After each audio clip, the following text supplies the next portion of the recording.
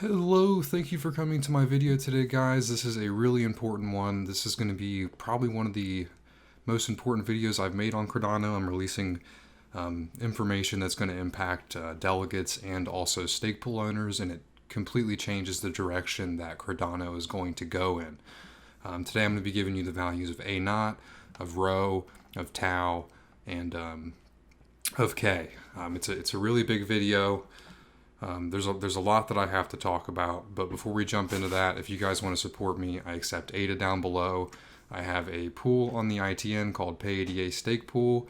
I also have a Twitter called Big_Pay, where I give a lot of updates and information about myself, my stake pool, my videos. I also have a Discord server where I help everyone in Cardano. And then I'm trying to get a little community going there. It's pretty fun. I love how much it's grown. And also, I have my channel on the decentralized YouTube Libri. I'm not even allowed to cuss on my channel, or I will lose all of my ads. And in response to this, I think it's good to have an alternative, and this is decentralized. It's pretty cool. There's cryptocurrency attached to it, and you get paid for watching videos. The link for this will be down below. But let's jump into the video. Okay, so this is a really important video. IOHK put out an article today explaining all these parameters, essentially proposing them, and they're talking about the reasons why they chose these parameters, and that's what we're going to be going over today. But first, there's going to be a Cardano update. I think it's at 12 p.m. EST for me, so 17:30 BST. Before I make some judgments and opinions, I am going to watch this. I'm going to hold back on like brash opinions and just going out like with what I think initially, because it will be based on emotion, because this does determine how my business and many other people's businesses will run. So it's important for me to take a step back, see their reasoning, especially in this live stream for these parameters, and just not immediately say a harsh opinion. But I am keep in mind, I will still say my opinion in this video, but I'm preferencing it with my opinion is subject to change. I'm open.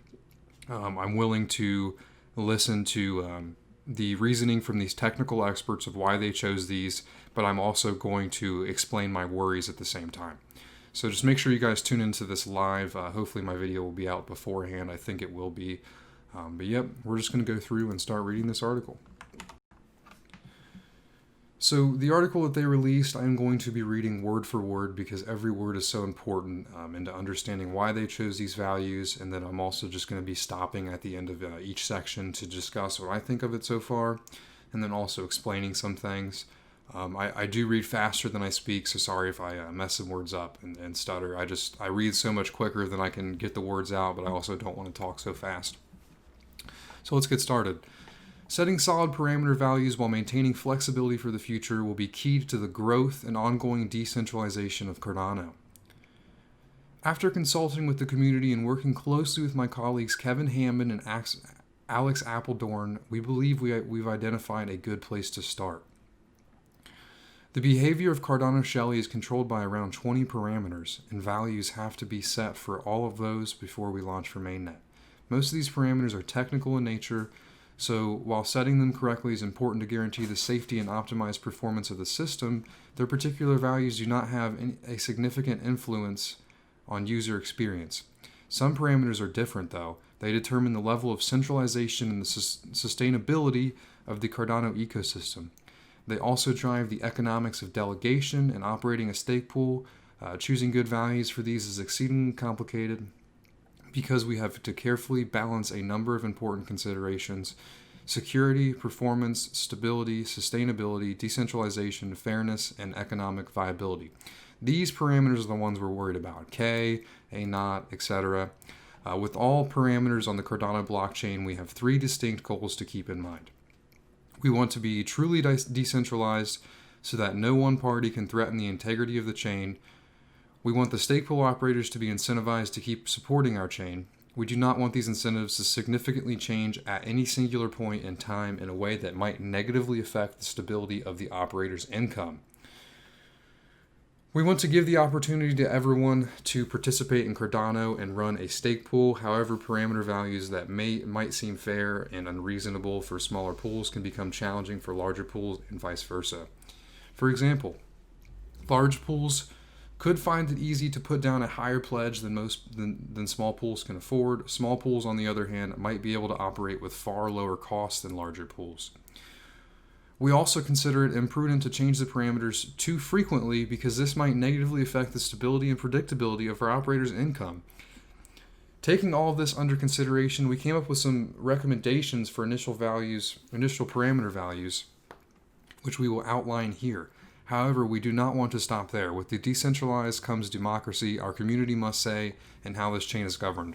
For this reason, we will run with these numbers initially and issue a Cardano improvement proposal where the community can vote on optimal chain parameters. So in the end, the governance of Cardano will be in the hands of the Cardano community, who we feel confident are the best people to advise us. So what they're saying here is initially they're setting these parameters. This is what it's going to be, and then there's going to be an improvement proposal, and then we'll be able to decide on these parameters. This is where it starts getting pretty saucy, boys and girls. The desired number of stake pools. This is as important as pledge, if not more important. The desired number of stake pools, K, is an important parameter. Cardano incentives have been designed to encourage an equilibrium with K fully saturated pools, which means that rewards will be optimal for everyone when all stake is delegated uniformly to K most attractive pools. The higher K chosen, the more decentralized the system becomes, but a higher K also leads to less efficient system, higher cost, more energy consumption, and lower rewards for both delegators and stake pool owners. Based on what we have learned from both the incentivized testnet and the Haskell-Shelley testnet, we know that the community is highly motivated to set up pools and support the chain with hundreds within a matter of weeks. I completely agree with this. I'd say hundreds within a matter of days, in my opinion. This tells us that some measure of decentralization will happen relatively quickly, but the decentralization alone is not enough. Cardano needs a long-term commitment from its operators. Conversely, operators need sufficiently incentivized to keep supporting the system. To strike a balance between decentralization and these incentives for the stake pool operators, we are proposing an initial K equals 150 and then gradually increasing that value. We believe that this will ensure the system is stable and efficient in the beginning and can gradually grow over time to become more decentralized and even more secure later on. So the initial K value is going to start off at 150 and slowly increment by 25. It goes up to 175, 200, and 225, and 250. The number of 150 stake pools is roughly equal size, makes Cardano an order of magnitude more decentralized than any other blockchain, and this is only the beginning. There's no reason why there could be thousands of stake pools in the future. So, real quick, my opinion on this. Like I said, I am open to the explanation. I am not saying this is in stone. I am right. Here is my initial opinion without as much research needed to go into these parameters, because these parameters are being set by technical experts who have spent hours upon hours upon hours researching this. And for me to sit here and say that I know more than them is ignorant, and I'm not willing to be ignorant in this video today. But I am willing to give you my initial opinion without hours upon hours upon hours researching this K value. I know a little bit about it. I'm better than the average knowledge on K, but not as the people proposing this. But before we go into the next part, let's go take a look at ADA pools. I also want to touch in mind, there are probably 100 stake pool operators on my Discord server alone, all running pools on the Haskell testnet. And when this comes out, there are going to be a lot more stake pool operators that are wanting to run pools. And if there's 100 in my small Discord server, that shows the how much people want to support the ecosystem. But when we go look at ADA pools, PayADA stake pool is 267. But keep in mind, this is ranked by delegates. But my pool has done great. I've had a great time. I think that I'm a pretty competent operator at this point. I know what I'm doing, and I'm willing to help other people. I'm willing to educate other people. But I also don't think this is hard enough to where no one can learn it with time. But keep that in mind that I do support the community a lot, in my opinion. I've been making videos all the time, pretty much for free. And I mean, I'm starting to have ads now, but that just shows you that people, what I'm trying to say here is that people in the community, without as much income as other people, sometimes will give more to the community. So I feel like with a low K number at 150, starting off that low is incentivizing kind of it is the most decentralized cryptocurrency when you compare it to other blockchains, but you're centralizing the pool to, or not the pool, but the chain to 150 pools. And we are going to slowly increment this value, but I feel like starting at 150 is pretty low. I assume the starting number was going to be 250 because we need to figure out how many pools are active on here, but that, to me, that seems low. But like I said, there are technical experts deciding this. And then initially, and I feel like this is going to incentivize a higher pledge, but more on that later. 150, it could be fine. Like they said, that also depends on lower rewards for both delegators and stake pool owners. So as a delegator and as a stake pool owner, if you're a stake pool owner with some cash and you know you're going to be in this top 150 pools, this is good for you. So we all need to make our own opinions on this. We all need to research this more. But this is what it is. These are the values set. We're all going to have to work around this. But that is the K number of pools.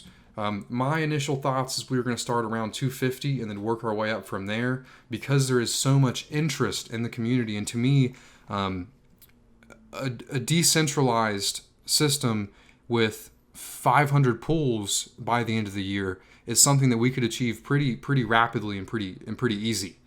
There's just so many people asking me every day, like just questions about their stake pool, saying they got it up and running on the Haskell testnet.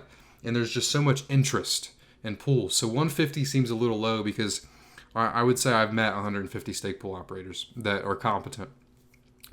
But all right, we're going to go on to monetary expansion. Okay, for monetary expansion, there's going to be two parameters we're talking about here. Staking rewards for both delegators and stake pool operators are taken from two sources: transaction fees and monetary expansion. Specifically, every epoch, all the transaction fees from every transaction from all blocks produced during that epoch are put into a virtual pot. Additionally, a fixed percentage rho of the remaining ADA reserves is added to the pot. Then a certain percentage tau, I'm going to go ahead and call this mushroom. That's what I called it in physics. A certain percentage of mushroom of the pot is sent to the treasury. The rest is used as epoch rewards. The mechanism ensures that in the beginning, when the number of transactions is still relatively low, because users are starting to build their business on Cardano, the portion of rewards taken from the reserves is high. This provides a great incentive for early adopters to move quickly and benefit from high initial rewards. So this is, I think I agree with this so far. It makes a lot of sense to initially incentivize stake pool operators. Over time, as transaction volumes increase, the additional fees compensate for dwindling reserves. This mechanism also ensures that available rewards are predicted and changed gradually, and there are no sudden jumps. This is referencing back to what they were saying in the beginning. They don't want sudden jumps. Comparable to the Bitcoin halving events every 4 years. Instead, a fixed percentage taken from remaining reserves every epoch guarantees a smooth exponential decline. I really like this a lot. I like the idea of a smooth exponential decline instead of one day you and I as stake pool operators are getting half the reward. So this was a good design decision, and that's why I trust these guys, and that's why I'm not. Just don't take my opinions as I'm angry about this. I'm right, they're wrong. I'm voicing my initial concerns.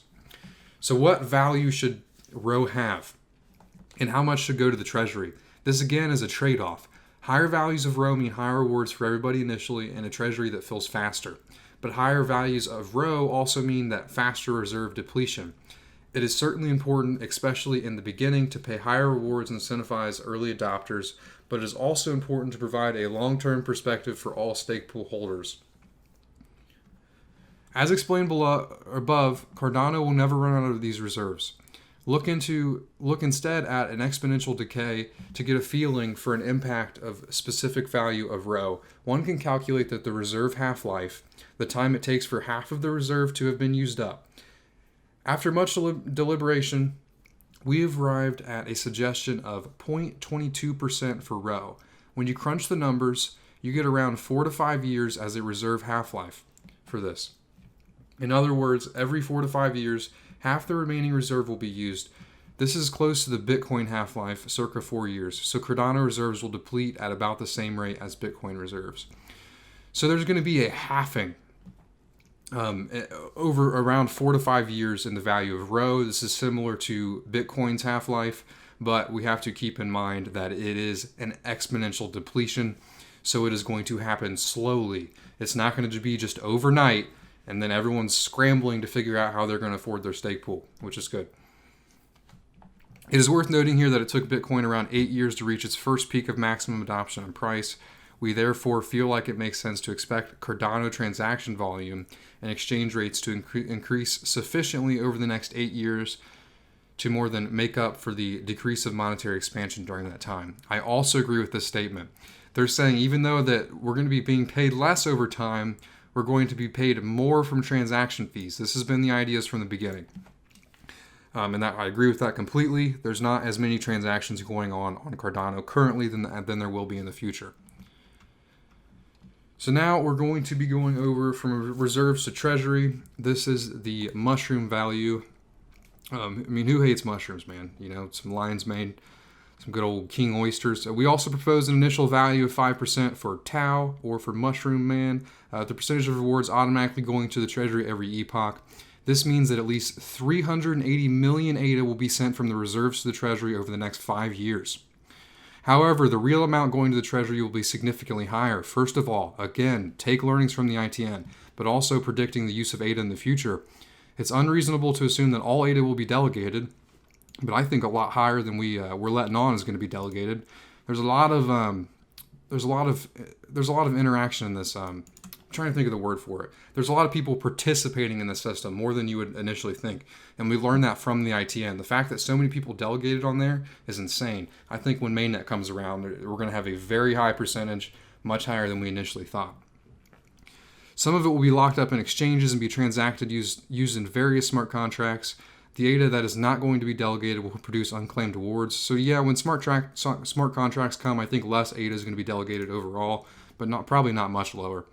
The ADA that is not delegated will produce unclaimed rewards. Those unclaimed rewards also go to the treasury, which will bump the amount around, I think that's 1,900,000,000 ADA. It's a lot of ADA. Secondly, we do not expect that the pledge of most pools will be particularly high, just high enough to make it unattractive to launch a Sybil attack. The difference between potential pool rewards with a very high pledge and pools with more realistic pledge level, we expect the treasury as well, and will add an additional 1 billion ADA over the next 5 years. The sum of all ADA flowing to the treasury means that there will be sufficient funds to pay for new exciting features and extensions for the foreseeable future. This is what we've all been waiting for, besides K. K value is really important too, but the pledge influence factor and minimum operational cost settings. Woot woot! Or wah wah, rah rah rah. A lot of people, I think, are not going to like this. Of course, I bet some people are going to like it. People with them fat stacks. But like I said earlier, it is also important that people are being incentivized in the beginning, and I think that's what they're trying to do here, is find a fine medium between that. And I'm just going to keep reading. ADA that is a pledge by pool owners provides an essential protection against Sybil attacks by ensuring that the delegated stake is not excessively attracted to pools whose owners try to attack the system by creating a large number of pools without themselves owning a lot of stake. Myself, Kevin Hanman, and Duncan Coots covered this in some detail recently on the Cardano Effect Show. That's a good podcast. You guys should watch that. The pledge influence factor directly affects the rewards that pools earn. The higher the influence factor, the more of a difference a higher pledge makes on rewards. A higher influence factor increases the level of Sybil protection that makes the system safer and more secure, but it also gives an advantage to stake pool owners that can afford a higher pledge. So let me explain this. So what they're saying is, so say Big Pay's got big bucks here. It's the opposite is true. But say Big Pay's got big bucks and he's wanting to buy out the whole Cardano ecosystem and have a Sybil attack. All I have to do is buy 51% of the coins and then have that delegated all out across and take over the system. That's what they're trying to protect here.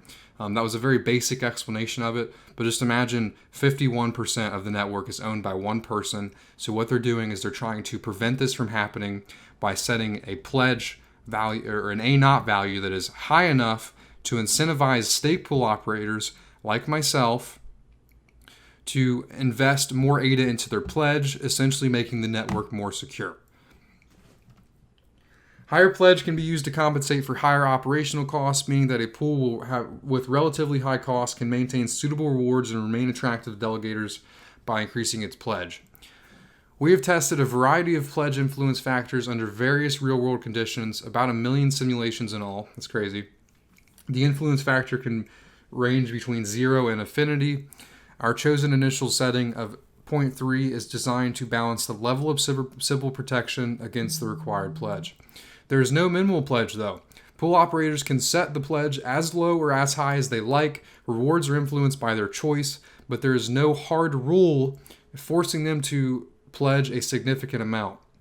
This means that ultimately pool pledges will be as high as pool owners were willing to make them, and it will be up to the community to find a sweet spot between protection against Sybil attacks, economic considerations, and the desire for fairness and equal opportunity. So this is kind of what I was touching on earlier, and that's why it's stupid. I'm sorry for all the notifications, but it's stupid of me to just come here and say, 0.3 is going to kill the whole ecosystem. It's going to centralize all of it, because they're running millions of simulations, and this is something that I don't have the resources or the time to do. So it's just almost like we need to just see how it goes, and we have to have a little bit of faith here, and then depending on what happens, we as a community can vote on this. 0.3 is definitely not as bad as it could have been, but still it does make me a little worried. But like I said, these are my initial emotional opinions, so they are not to be taken they're not to be set in stone, essentially. Those are not my final opinions. This is probably the correct value to choose. The minimum operational cost setting ensures that the pledge influence factor is effective by avoiding a race to the bottom, where pool owners claim excessively low operating costs in order to gain a competitive advantage. While this might benefit ADA stakeholders in the short term, the long-term effect would be a risk to the health of the Cardano network by de-incentivizing professional pool operation. Distribution of typical pool operating costs per pool per year, obtained of a survey of experienced pool operators in May 2020. I was a part of this survey. Genuine low-cost operators can greatly benefit from minimal operation costs, because the difference between the minimal cost and their actual cost provides them with additional income on top of their margin and their staking rewards. Our research shows that typical operating costs are expected to be in the $2,000 to $15,000 range per pool per year, as shown in the diagram above. We've therefore chosen a setting of $2,000 for minimal operation costs. This is really interesting. I think I like this idea. It stops the race from a bottom. It's interesting that they decided to do that.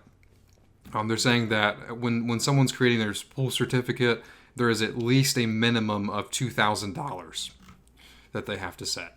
And then obviously people can make that higher if their pool costs are higher. But it would be a race to the bottom, though, if people had the ability to choose 0. Because some people are just willing to take that initial upfront cost and not be paid daily or per epoch in rewards. Estimated range of average return on investment for stake pools, assuming a monetary expansion rate of 0.22% per epoch. Finally, we calculated the expected returns for stake pools under a range of different reward scenarios, about 150,000 pools in total. We use the settings for influence factor, monetary expansion, and minimum costs that were given above in a very targeted number of pools between 150 and 500.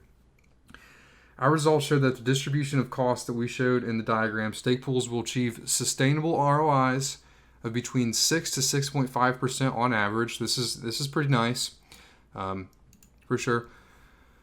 Using today's ADA to a dollar cost conversion rates, the ROIs would, of course, be even better if the value of ADA were to appreciate. And this is what we're all expecting with Shelley to happen. Conclusions.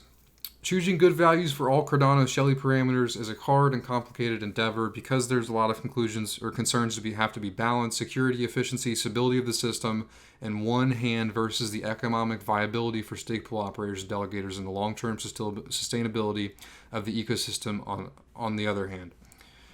No other blockchain has ever done what we are going to do. We are charting new territory with every step and move at the cutting edge of science and technology. So we can't rely on existing data and statistics or past experience, but we have to use educated guesses and mathematical models, which can never be perfect more often than not. We did our best to come up with a reasonable proposal, but we know it will have to be improved upon over time. These values proposed are just a start, and we'll closely work with our community to refine and adjust them over the coming months and years. So I'm going to go back here and explain this pledge value a little bit. I know a lot of this stuff is pretty complex. Just make sure to comment down below. If you need more explanation, join my Discord server. I may make a video on what these values actually mean individually. But we're going to go over this pledge value. So the 0.3 means that, so if you read up here, they said that there's no minimum pledge. So if you put in a pledge of 1, then the optimal pledge, whoever has so there's going to be a point where it is going to be unreasonable to put in any more pledge. Say that number is 400,000 ADA. So if you have 800,000 ADA, you're going to want to split that between two different pools at 400,000 apiece. 400,000 here, 400,000 here. Because you're not going to be benefiting at all. You're just going to be raising the average for everyone else. And some people might want to actually do this. Some people, because this A0 value is so high, they're going to put in high initial pledges to raise the overall average. This is one thing I'm worried about. Imagine Binance with how much ever ADA they have, who knows, $1 billion. They put their pledge as 500 million. This is going to artificially raise the amount of pledging everyone else needed. But that's a whole other point. Maybe they've probably thought of this. They've probably thought of everything. These are really smart people. But so if you have 1 ADA versus that guy at 400,000, because that's the optimal number that you don't want to go higher than, then his rewards are going to be 30% higher than the guy at the bottom. And those rewards are not just for the delegators. These are also the rewards for the stake pool operators. I said that backwards. These are not just stake pool operators rewards. These are delegators rewards. So if you are at the bottom, your pool delegates are going to make 30% less. So your pool is so much more unattractive than these pools at the top. And like I said, I'm just giving my initial opinion. So what we're doing essentially is we're letting the network be run mostly by the 150K optimal number of pools. And we have to think about this in the long term. I'm willing to start a discussion here. I want to hear what you guys think of this. I want to hear what everyone else thinks of this. I can't wait to tune into that live stream to see what's going on. But we imagine what it's going to look like. So say we don't upgrade at all. This is kind of just like a simple explanation of what I'm trying to get at here. Imagine if we don't upgrade to 175, to 200, to 225, to 250. If we stay at 150 for 10 years. Imagine 5 years from now, how much more ADA those 150 pools are going to have than the rest of the ecosystem. I was hoping, and maybe I was naive in this, that Cardano was going to be run by a lot of pools, maybe starting at 250 and increasing incrementally from there. And it's going to be a more decentralized network with less big business pools and more.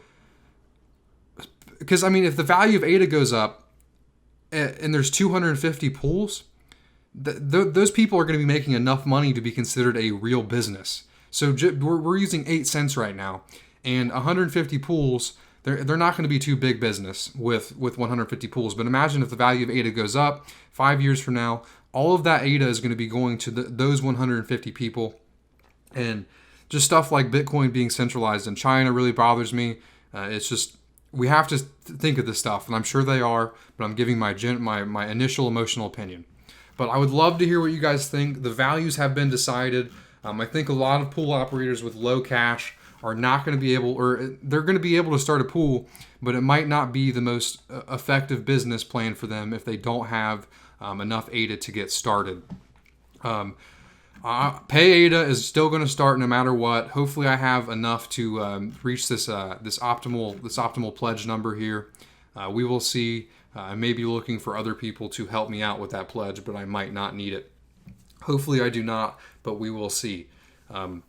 Today's the day. Stuff's happening. Shelly's coming. Make sure you guys watch that thing at 12 if my video's out before then. I hope you guys enjoyed this video. If you made it this far, please type in row or just the letter P in the comment section down below. I appreciate all the support you guys have been giving me. I appreciate you watching my videos. Make sure you leave a like and share this. Turn that notification bell on. Love you all. Have a wonderful day.